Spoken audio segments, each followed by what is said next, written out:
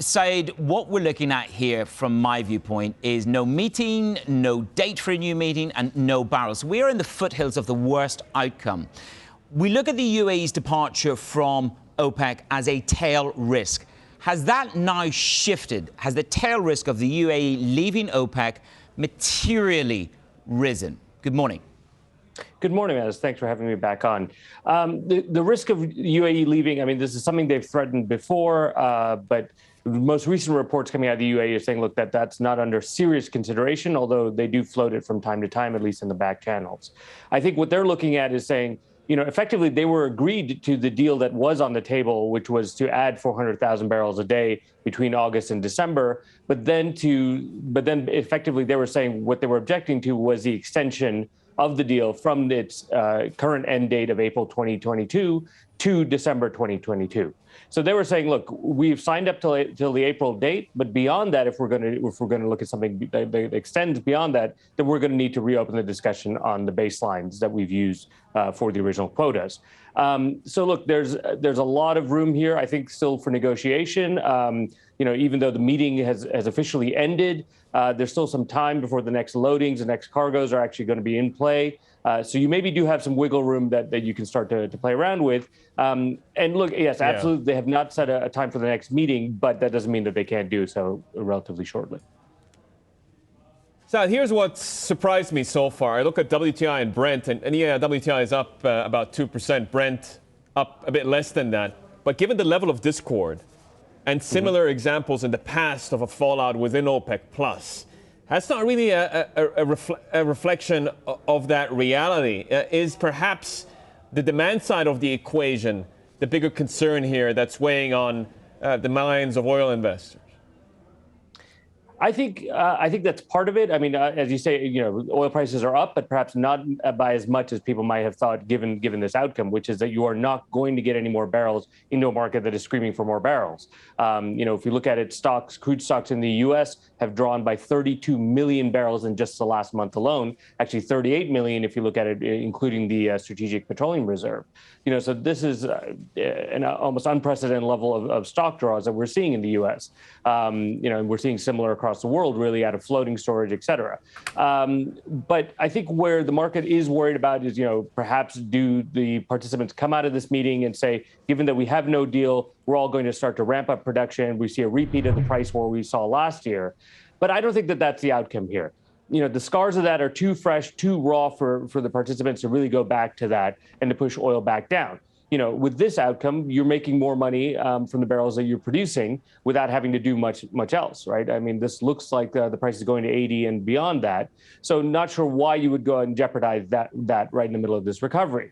Now, the question is, there are going to be second and third order effects, which we can talk about, but certainly looking beyond that, you know, the market is saying, well, what this will eventually do is add more barrels back in 2022.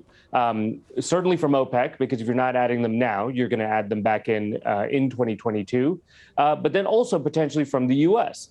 You know, and the first thing they teach you in economics is, okay, there's no such thing as a free lunch. And so while OPEC may be enjoying higher prices now, there is a risk that, you know, U.S. production starts to come back. They start to hedge barrels at the back end of 2022 in order to be able to bring on barrels faster, more economically in the first part.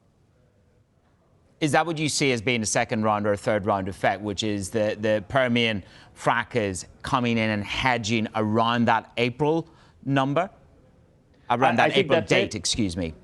Yeah, I think that's absolutely going to start to be there. And it's not just, you know, the Permian producers. You know, we have some of the big national oil companies, Pemex, a few others who will also look to possibly hedge as well in that time frame.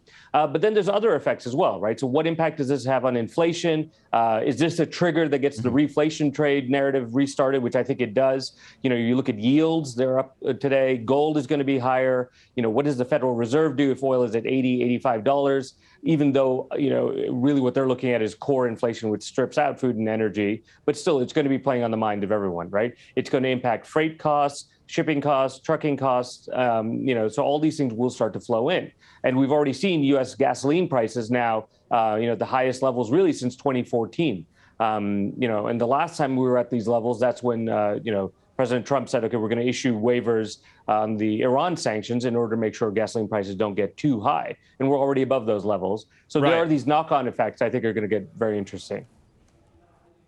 Saad, do you think that the U.S. is going to use its political leverage with Saudi Arabia and the UAE to perhaps make sure that this doesn't spin out of control, given how stretched we are with the rally in not just crude prices, but specifically gas prices that are showing up on the front lines of U.S. consumers?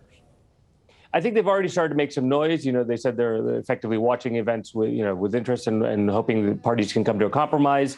There's various levels of concern and then deeply concerned that we are going to see here, before they really start to make some calls. I'm sure there's already some discussions going on.